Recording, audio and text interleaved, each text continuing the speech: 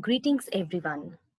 Today, I, Pooja Gulati, Assistant Professor, Department of Commerce, Geeta Vidya Mandir, Girls College Sonipat, welcomes you all in today's class. As you already know that I have already covered the topic controlling importance and process in my previous video. Today, once again, I will continue with the other topics of controlling. The name of the chapter which I'm going to discuss today is Controlling Importance and Process. This chapter is from the book Business Management.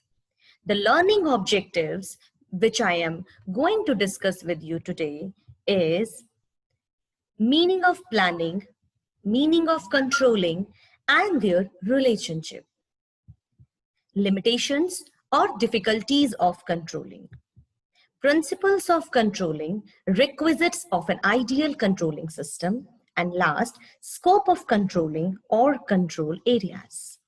The topic which I'm going to discuss with you is relationship between planning and controlling.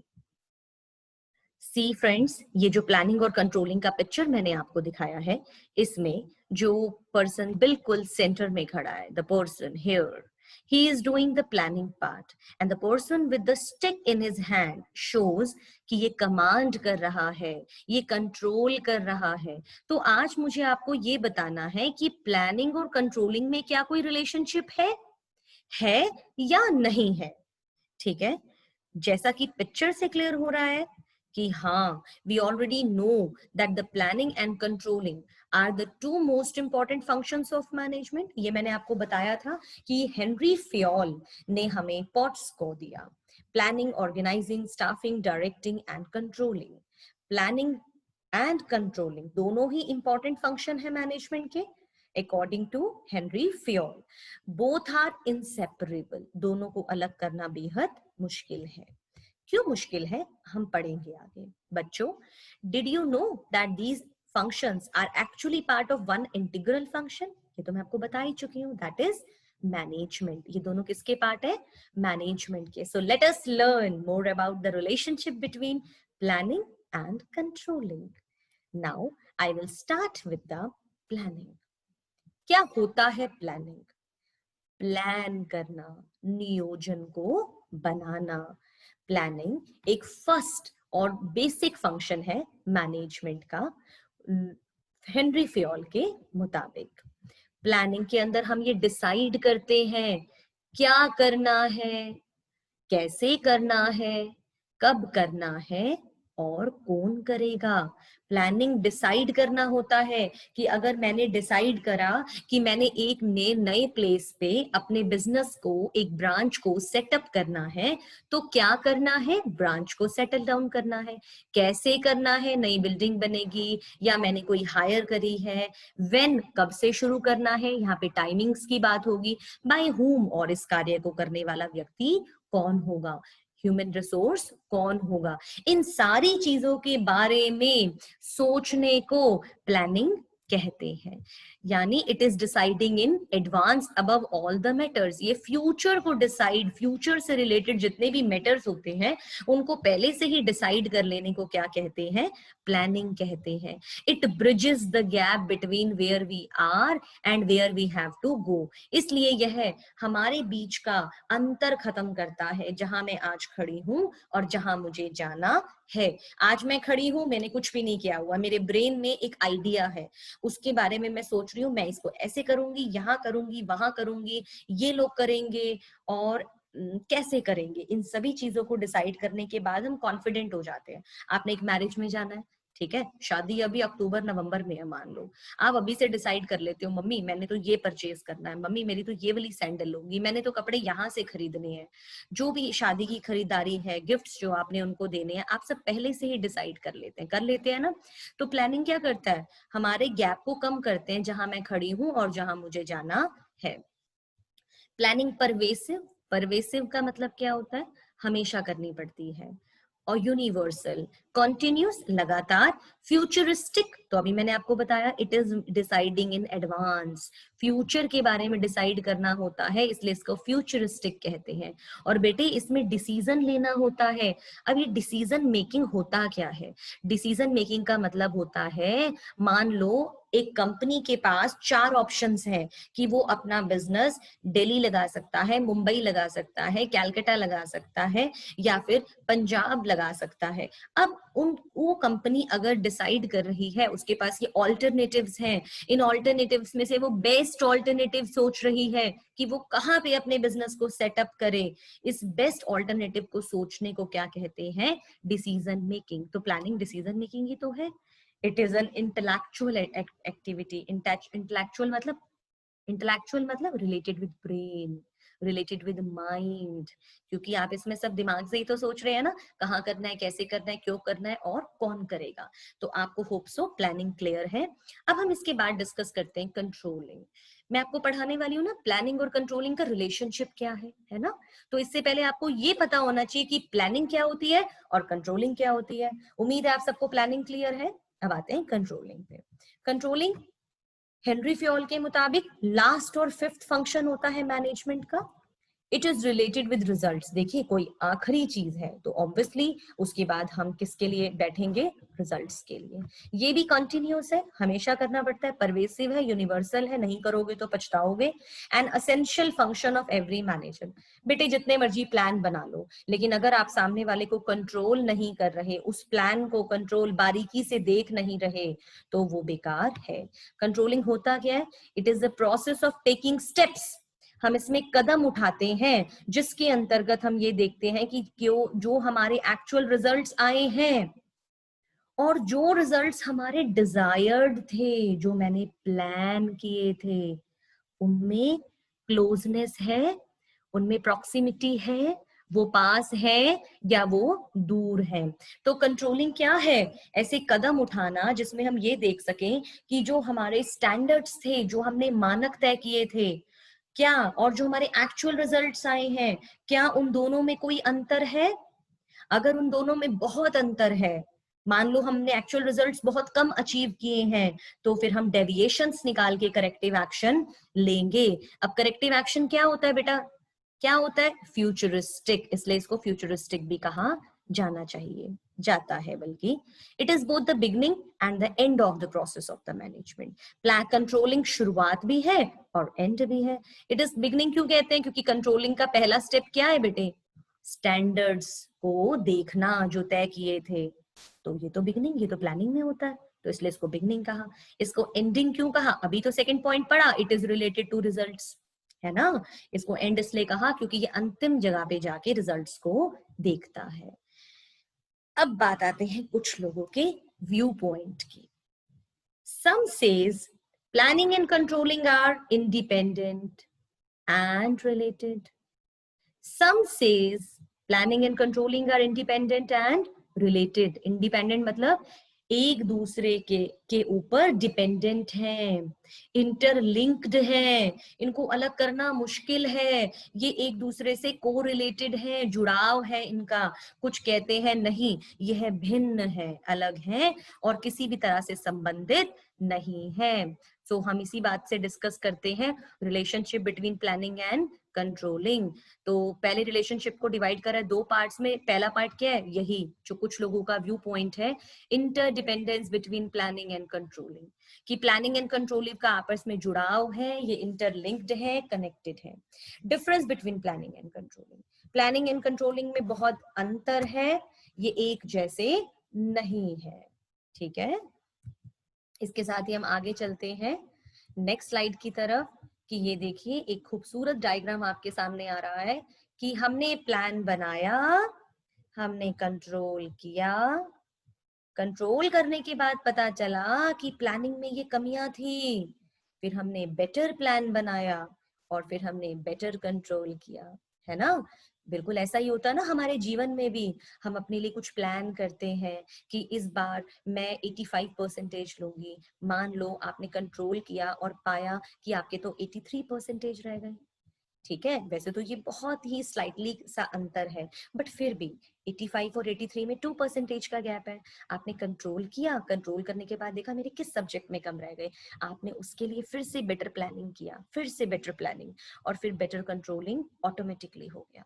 ऐसे एक organisation में देखते हैं, हमने plan किया कि पता ही नहीं क्यों ऑर्गेनाइजेशन के अंदर ऐसा है, मेरे एम्प्लॉयज का ना लेबर टर्नओवर बहुत ज्यादा है, मेरे एम्प्लॉयज छोड़ छोड़ के ऑर्गेनाइजेशन को चले जाते हैं, सेपरेट हो जाते हैं, या मतलब लीव कर जाते हैं, कुछ ना कुछ तो प्रॉब्लम है, लेबर टर्नओवर मेरा बहुत ज्यादा है। मैंने इसको कंट्रोल करने के लिए स्टेप्स उठाए, मैंने बहुत अच्छी सी पार्टीज अरेंज करी, मीटिंग्स करी, 1-to-1 कन्वर्सेशन किया एम्प्लॉयज के साथ, टीम लीडर्स बनाए ताकि बंदा मोटिवेट रहे, ठीक है ना। फिर जब मैंने कंट्रोल किया, कंट्रोल करने पे मुझे कुछ कमियां मिली, है ना, कि ये नहीं, ये चीज रह गई, आप ना इस बंदे को सेटिस्फाई और करो, तो इसका मतलब मैंने बेटर प्लान बनाया नेक्स्ट टाइम और बेटर कंट्रोलिंग किया। तो ये प्रोसेस चलता ही रहता है, इसलिए इसको बोलते हैं यूनिवर्सल, इसलिए इसको बोलते हैं परवेसिव। अब फर्स्ट पॉइंट मैंने कहा था ना, some people have a viewpoint that planning and controlling are interdependent, planning and controlling are interrelated, they are interlinked, they can't be separated, ठीक है ना। अब हम इस पे चर्चा करेंगे कि इन दोनों को अलग करना बहुत मुश्किल है। There is a deep relationship between planning and controlling functions of management. They can't be separated, both are independent, showing the importance of their relationship.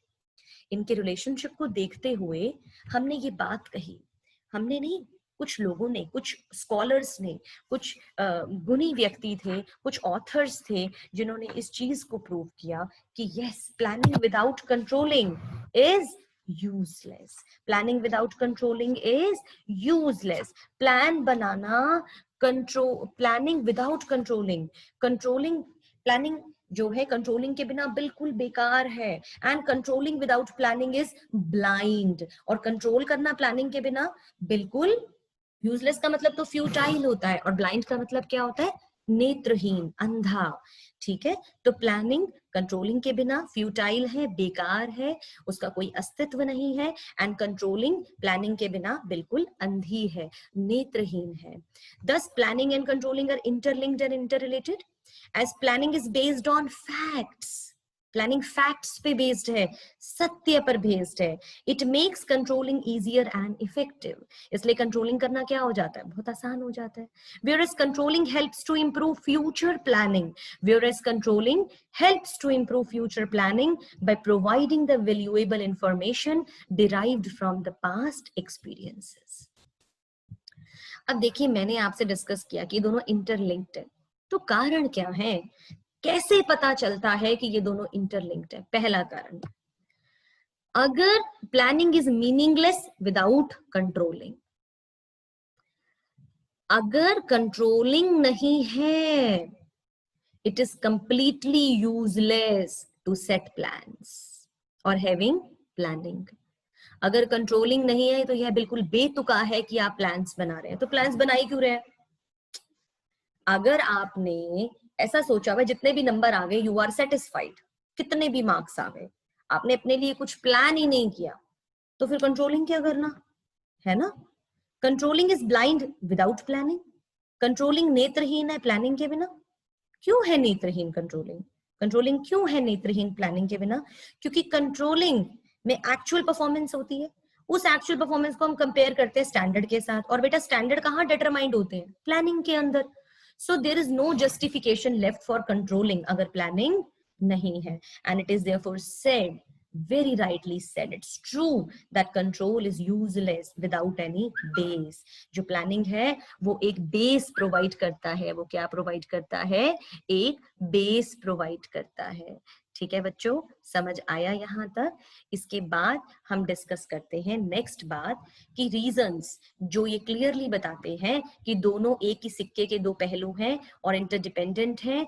It means that if the control is not present, it is useless to have planning. दोनों के दोनों forward looking functions हैं, क्योंकि दोनों में future activities की बात की गई है। प्लानिंग तथ्य पे आधारित है और कंट्रोलिंग उसको आसान बनाता है। कंट्रोलिंग बहुत महत्वपूर्ण है प्लानिंग के लिए, क्योंकि उसके अंदर हम वैल्यूएबल फीडबैक देते हैं, जिसके अकॉर्डिंगली जो हमारे नेक्स्ट प्लान्स होते हैं वो बहुत खूबसूरती से बन सकते हैं। अब आते हैं दूसरे मत के लोगों के पास, जो कहते हैं नहीं, दोनों में अंतर है, दोनों अलग अलग हैं। एक पहला फंक्शन है और एक आखिरी फंक्शन है, और आप ऐसा क्यों कह रहे हैं कि ये दोनों एक जैसे हैं? उन्होंने ये रीजंस दिए। It is the first step of managerial function, it is the first step of managerial function, ठीक है। Next, it is the last and the fifth step in the managerial function. इसमें हम डिसाइड करते हैं advance में what to do, how to do, where to do and when a specific work has to be done, ठीक है। और इसमें हम क्या करते हैं? एग्जीक्यूशन की बात करते हैं, रिजल्ट्स की बात करते हैं। काम हो गया तो दोनों अलग है। प्लानिंग है लुकिंग अहेड, आगे की तरफ बढ़ना, डिसाइड करना इन सब चीजों के बारे में। कंट्रोलिंग है लुकिंग बैक, क्योंकि इसमें हम स्टैंडर्ड्स देखते हैं जो कि पहले स्टेप का हिस्सा है। It is the first process in building a business. एक बिजनेस को बनाना है तो प्लानिंग जो होती है वो सबसे पहली चीज होती है बिजनेस के अंदर डिसाइड करने के लिए, और it is the last structure of any business, ठीक है। प्लानिंग के अंदर आपका क्या होता है? प्लानिंग के अंदर हम डिसाइड करते हैं कि प्लानिंग कैसे होगी, अरेंजिंग कैसे होगा, ठीक है। उसके बाद एम्प्लॉय डायरेक्शन कैसा होगा, क्लियर। प्लानिंग के अंदर हम ये सारी चीजों को डिस्कस करते हैं। कंट्रोलिंग के अंदर हम क्या करते हैं? ऑल द प्लानिंग फीचर्स, इसके अंदर हम सारी की सारी प्लानिंग फीचर्स डिसाइड करते हैं। Planning sets the philosophy and guidelines on which the company operate. Planning नींव बनाता है, फिलॉसफी देता है जिसपे कंपनी कार्य करती है, नियोजन बनाती है, स्ट्रैटेजीज बनाती है, प्लान्स गोल्स बनाती है। और कंट्रोलिंग इंश्योर करता है कि जो भी प्लान बनाया गया है वो ठीक तरीके से बनाया गया हो, उसकी सारी एक्टिविटीज को डिसाइड करती है, ठीक है। Next, planning set the course of the firm. Planning set the course of the firm. Planning ये बताता है कि इस फर्म ने क्या क्या काम करना है। Control will observe the deviations from such a course. और कंट्रोल ये देखता है कि भाई कमियां क्या रह गई इस सारे के अंदर। सबको समझ आया?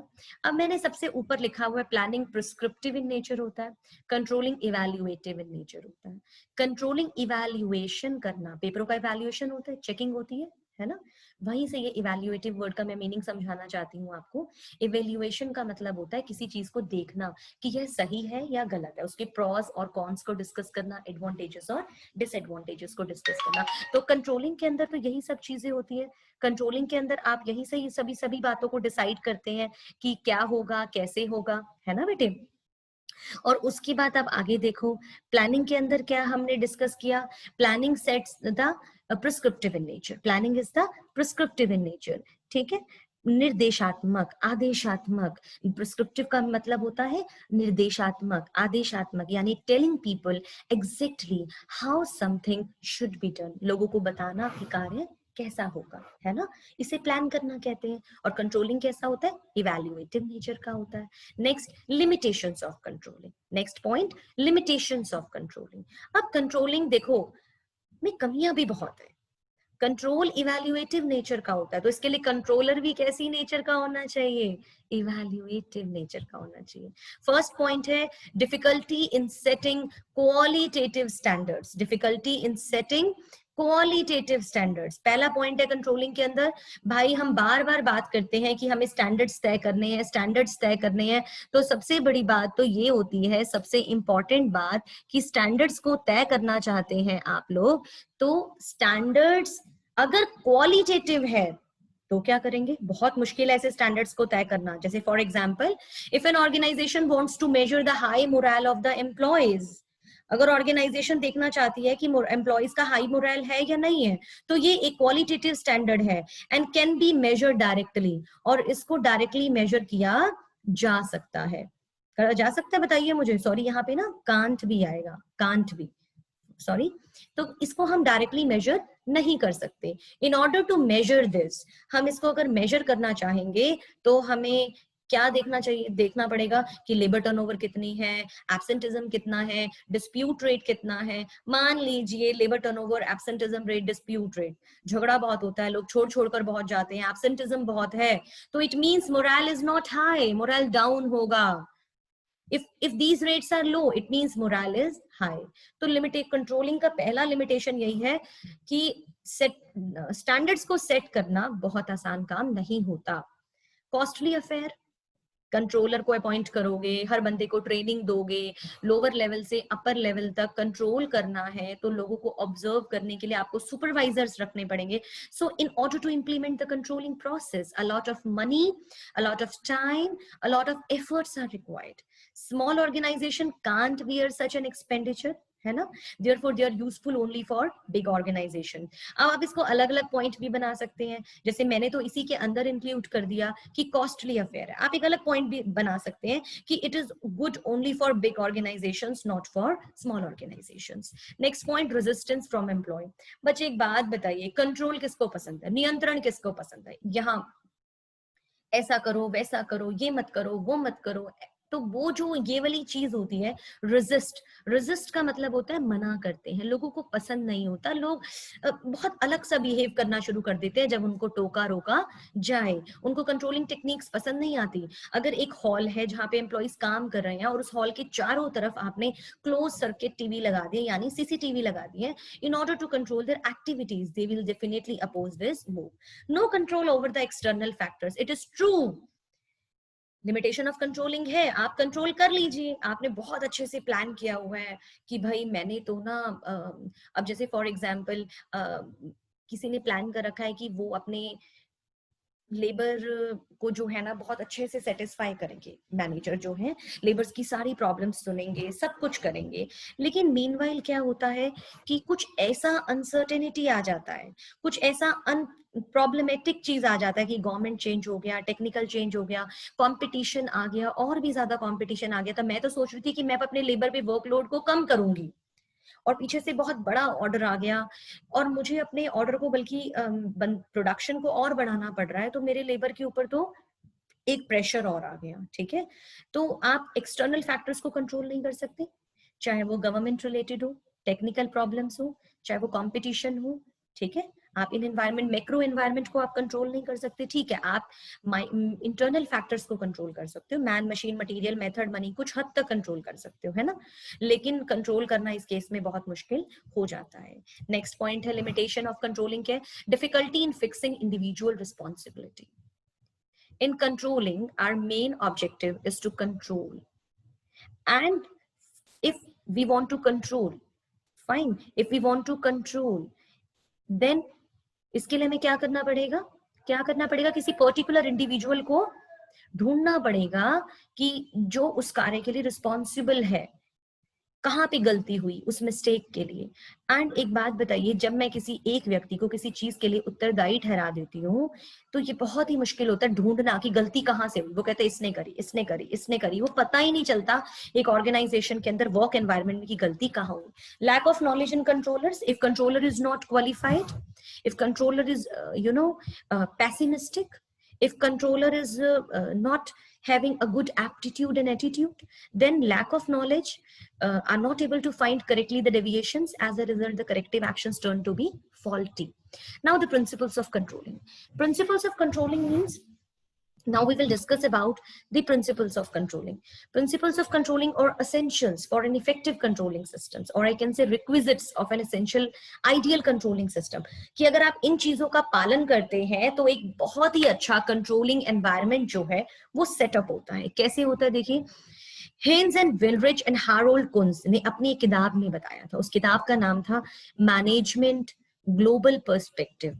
उन्होंने कुल 13 प्रिंसिपल्स दिए थे और बताया था कि अगर हम कंट्रोलिंग करना चाहते हैं तो हमें इन 13 प्रिंसिपल्स को फॉलो करना पड़ेगा. Requisites of an ideal controlling system, कि अगर हम कंट्रोलिंग करना चाहते हैं तो पहला स्टैंडर्ड है principle of standard. Second, principle of efficiency of control, principle of direct control, principle of flexibility, principle of assurance of objectives, reflection of plans, responsibility of control, organizational suitability, critical point control, principle of exception, and principle of future control. अब मैं ये individuality of control, principle of action. अब मैं एक एक करके आपसे ये सारे प्रिंसिपल्स डिस्कस करूंगी. अगर आप एक अच्छा आइडियल कंट्रोलिंग सिस्टम बनाना चाहते हैं, अगर आप एक अच्छा आइडियल कंट्रोलिंग सिस्टम बनाना चाहते हैं, इन ऑर्डर टू मेक, तो आपको क्या करना पड़ेगा? अपने स्टैंडर्ड्स को बहुत ही सिंपल, क्लियर और अचीवेबल स्टैंडर्ड्स होने चाहिए, कि स्टैंडर्ड्स ऐसे हो जो इजीली अचीव हो जाए. Efficiency of control. Efficiency of control का मतलब क्या होता है बेटे? हमें एक ऐसा सिस्टम बनाना है जिसमें जो मेरा कंट्रोल जिस तरीके से मैं कर रही हूँ वो इतना एफिशिएंट हो कि अपने आप डेविएशन इजीली निकल आए और करेक्टिव एक्शन लेने में आसानी हो। तो कंट्रोल जो हो ना वो एफिशिएंट हो, और कंट्रोल को एफिशिएंट बना कौन सकता है? कंट्रोलर बना सकता है। Am I right?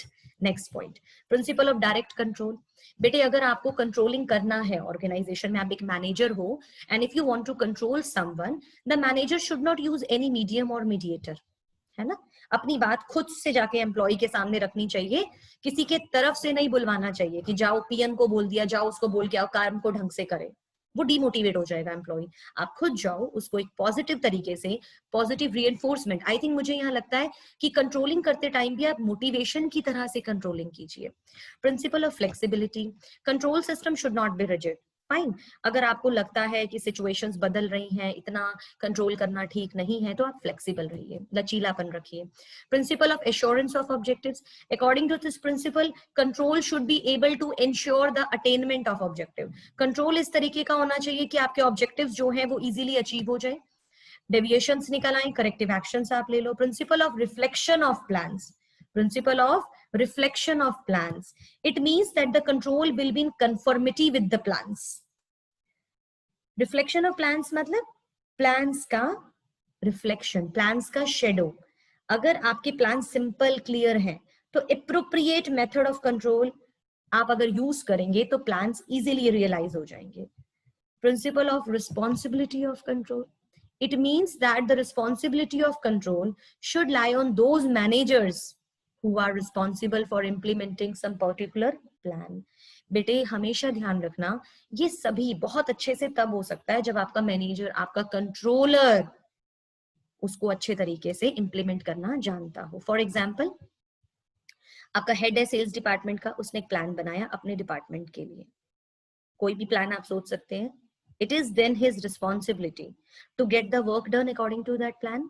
ठीक है? When the responsibility to accomplish that plan lies on him, अगर वो रिस्पॉन्सिबिलिटी उसके सिर पर है ना बेटे, तो रिस्पॉन्सिबिलिटी ऑफ कंट्रोल का भी उसी को ध्यान रखना पड़ेगा। मैं क्या कहना चाह रही हूँ? मैं ये कहना चाह रही हूँ कि responsibility to accomplish that plan अगर उसके ऊपर है कि उसको ये प्लान पूरा कराना है, इसी को कंट्रोलिंग ही तो कहती है। आपको कोई काम करवाना है, मैंने आपको बोल दिया कि you have to complete this X task today, it means क्या है? आपके ऊपर मैंने प्लानिंग दे दी, तो यानी मैंने आपको कंट्रोलिंग भी दे दिया, आपको ही कराना है वो काम। प्रिंसिपल ऑफ ऑर्गेनाइजेशनल स्टेबिलिटी, इस बात का ध्यान रखिए कंट्रोल करते टाइम कि ऑर्गेनाइजेशन में डिफरेंट पोस्ट होती हैं और उनके बीच में अलग अलग रिलेशनशिप होता है ना? जो भी आप कंट्रोलिंग के दौरान इंफॉर्मेशन दें वो बहुत ही क्लियर होनी चाहिए ताकि इजीली उसको समझा जा सके। Principle of future control, future word आते ही उसका मतलब होता है रिलेटेड विद करेक्टिव एक्शंस, कि कंट्रोल इस तरीके से होना चाहिए कि करेक्टिव एक्शंस को लिया जा सके। Principle of individuality of control, it means the method of control and information should be clear so that the manager can understand them individually and then implement them. In this principle, more stress has been laid on individually understanding the methods. Principle of action, according to this principle, action has considered the essence of control. ठीक है? Action क्या है बेटा? Principle of results आपने पढ़ा, वो क्या था? आपने करेक्टिव एक्शन लेना है, तो प्रिंसिपल ऑफ एक्शन क्या है? यही तो ना। Principle of critical point control, देखिए ये पॉइंट ना बच्चे पेपर में अलग से भी पूछा जाता है कि explain the principle of critical point control. Critical point control क्या होता है? क्रिटिकल पॉइंट कंट्रोल ऐसे क्रिटिकल पॉइंट्स जिनको कंट्रोल करने की ज्यादा आवश्यकता है। ठीक है? तो इस प्रिंसिपल में एक मैनेजर का काम क्या होता है कि वो ऐसे पॉइंट्स ढूंढता है और ऐसी एक्टिविटीज ढूंढता है जो महत्वपूर्ण होती हैं एक ऑर्गेनाइजेशन के लिए और उसकी सक्सेस को अचीव करने के लिए। ऐसे पॉइंट्स को जो बहुत ही क्रिटिकल होते हैं, की रिजल्ट एरियाज बोलते हैं। मान लो एक ऑर्गेनाइजेशन है, उसमें फाइनेंस का बड़ा इशू रहता है, पैसे बहुत कम है, तो उसका क्रिटिकल पॉइंट क्या होगा? उसका की रिजल्ट एरिया क्या होगा? फाइनेंस। अगर एक ऑर्गेनाइजेशन में एक प्रॉब्लम है कि एम्प्लॉइज का टर्नओवर बहुत बढ़ रहा है, तो उस ऑर्गेनाइजेशन का KRA क्या होगा? बताइए बताइए, सोचिए। Human resource, HR। It means manager को इनसिग्निफिकेंट एक्टिविटीज में अपना समय बर्बाद नहीं करना चाहिए, उन एक्टिविटीज पे काम करना चाहिए जो कि KRA है, जिनसे ऑर्गेनाइजेशन को बहुत फायदा होने वाला है।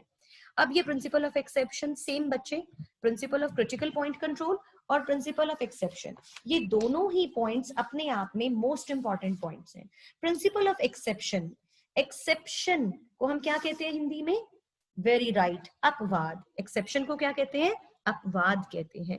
हमें इस प्रिंसिपल में ये देखना होगा कि एक मैनेजर को एक्सेप्शनली उन चीजों पे ध्यान देना है जो बहुत ही अच्छी हो रही है और जो बहुत ही बुरी हो रही है, बैड डेविएशंस।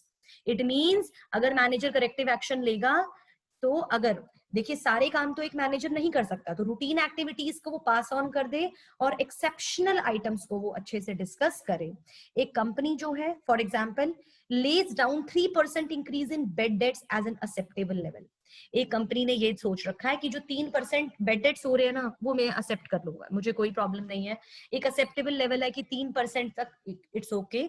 लेकिन अगर 3% से ज्यादा एक कंपनी में बेड डेट्स हो रहे हैं तो अब ये एक एक्सेप्शन हो गया।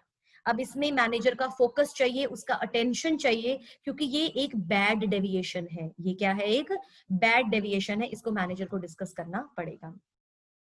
अब एक बहुत ही छोटा सा पॉइंट है स्कोप ऑफ कंट्रोलिंग और कंट्रोल एरियाज।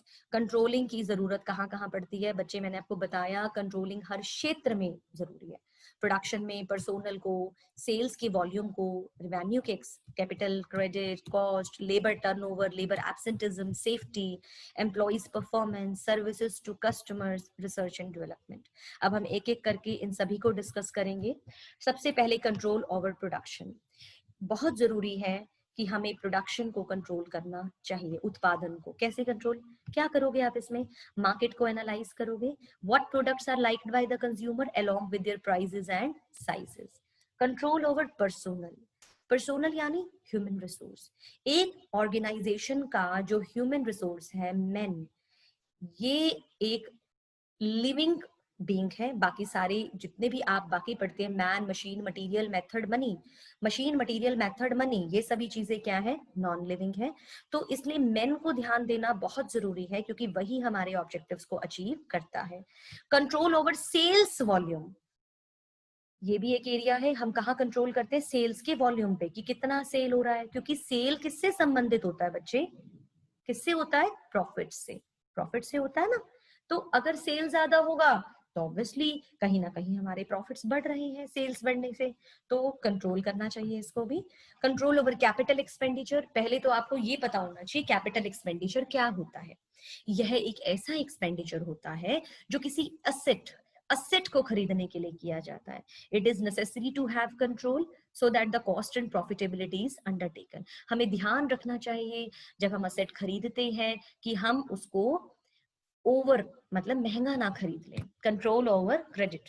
अब देखिए, credit is the life blood of the business. Finance is credit. Credit क्या है? एक बिजनेस का लाइफ ब्लड है। हमें ऑब्जेक्टिव ये रखना चाहिए कि हम अपनी क्रेडिट पॉलिसी को बहुत ध्यान रखें। In order to have control on credit, the financial position of the purchaser is sought to be known so that the possibility of the bad debts is minimized। Next किस पे control होना चाहिए? Control over costs. ठीक है, तो हमें अपनी cost को कंट्रोल करना चाहिए। कॉस्ट को कंट्रोल करना है तो इसका मतलब किस पे ध्यान देना होगा? प्रोडक्शन पे। प्रोडक्शन किसकी मदद से होता है? Material, labour, expenses. तीन तरह के खर्चे होते हैं जब हम कॉस्ट की बात करते हैं। मटेरियल में direct material, indirect material, direct labour, indirect labour, direct expenses, indirect expenses. अब ये ओवरहेड्स भी लिखा हुआ है, तो ओवरहेड्स क्या होते हैं? जितने भी इनडायरेक्ट खर्चे होते हैं, indirect material, indirect labour, indirect expense, उसको हम क्या कहते हैं बच्चे? ओवरहेड कहते हैं। ठीक है, तो हमें इस पे भी कंट्रोल रखना चाहिए। Control over labour turnover rate. Labour turnover मतलब लेबर का छोड़ छोड़ के चले जाना। Leaving, rate of appointment of employees and rate of leaving. अगर रेट हाई है तो गुडविल सफर होगी, लोग छोड़ के जा रहे हैं, आपका बैड इंप्रेशन पड़ेगा। अंडर कंट्रोल, हमें एक एफर्ट करना चाहिए कि जो हमारी लेबर है वो मिनिमाइज रहे। Control over labour absenteeism. इसी तरीके से अगर आपका एम्प्लॉय रोज छुट्टी कर लेता है, बहाना मारता है, पेट दर्द है, सिर दर्द है, काम नहीं कर रहा, तो इसको भी कंट्रोल करना बहुत जरूरी है। Control over safety. सेफ्टी का मतलब होता है सिक्योरिटी। किस चीज का? किसको कंट्रोल करना जरूरी है? मटेरियल का और एम्प्लॉयज का। मटेरियल की सेफ्टी में क्या आता है? देखिए कहीं चोरी तो नहीं हो रही, कोई बंदा ऐसा तो नहीं है ऑर्गेनाइजेशन में जो घर जाते वक्त अपनी जेब में ऑर्गेनाइजेशन का प्रोडक्ट जो है वो डाल के ले जाता है, if it is easy to carry. And misuse तो नहीं कर रहा किसी सॉफ्टवेयर का, अगर कोई सॉफ्टवेयर कंपनी है किसी तरीके से। सिक्योरिटी ऑफ एम्प्लॉयज मींस क्या होती है, उनको क्लीन एनवायरनमेंट देना, गुड मशीन्स देना ताकि एक्सीडेंट्स ना हो। कंट्रोलिंग इंश्योर करता है दोनों को।